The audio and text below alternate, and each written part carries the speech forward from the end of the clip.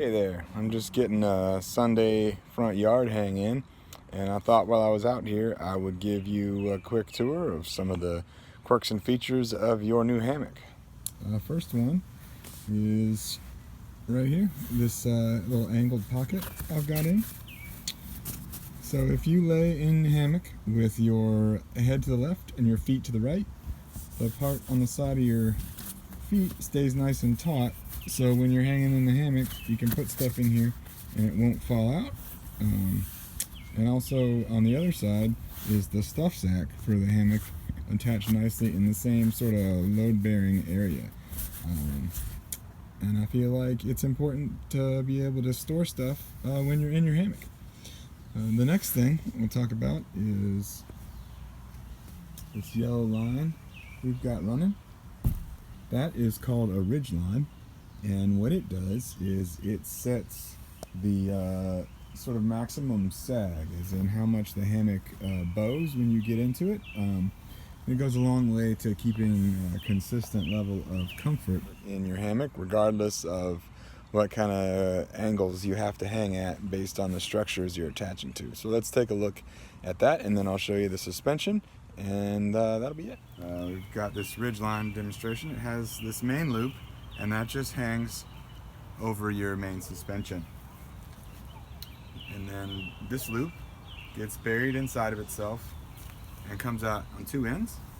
To tighten it, you'll take the loose end and you'll hold this buried section, and it just wants to pull and slide free, and then you straighten it out and it's a little bit tighter.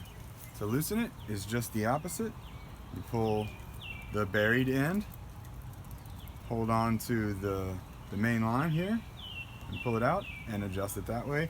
And then when you're done, you do what's called milking the berry, which is just where you smooth it out a little bit, and that keeps it nice and taut. You only have to adjust this like in little increments in between hangs. So the way the main suspension works is with the same design as your ridgeline. It's called a whoopee sling. We've got this, which is looped through the end of the hammock, and then we come up to this doubled over, or the buried section, and then we have this little loop here that just goes right through the end of the carabiner attached to the tree strap. This little yellow ring is not a structural thing. This just functions so that when you're tightening and loosening it, you don't over tighten and wind up getting this loop caught back in itself. So again, what you do is you'll take the loose end and you'll hold the buried section and pull it, and this buried section squeezes in on itself and allows you to slide the internal line up and down to tighten it. To loosen it, it's the same way. You come up to the loop end, and you'll grab the loose end of the line in one hand, grab the berry in the other, and you'll pull, and it loosens it.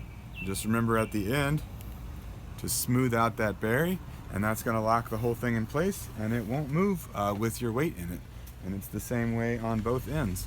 So with this line, you've got probably 4 feet maybe of adjustability built into it, which allows you to get all kinds of hang angles, and it should fit just about anywhere. Just wanted to show you one more part that I added here.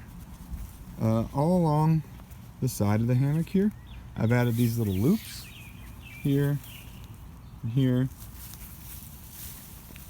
There's one the end of the stuff sack here, another one, and then these are mirrored along the same on the other side.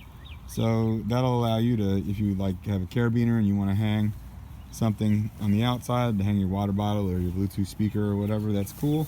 Or if you decide that you want some sort of different comfort level, you can use these as tie-outs, stake out to the ground if you want a wider hammock or a more narrow hammock, or whatever you want to do. And here's the whole thing. It won't come with these nylon tree straps. You can get your own tree strap and carabiner or whatever. It's just a normal hammock thing. And then down into the whoopee. And then here is your entire hammock. Enjoy.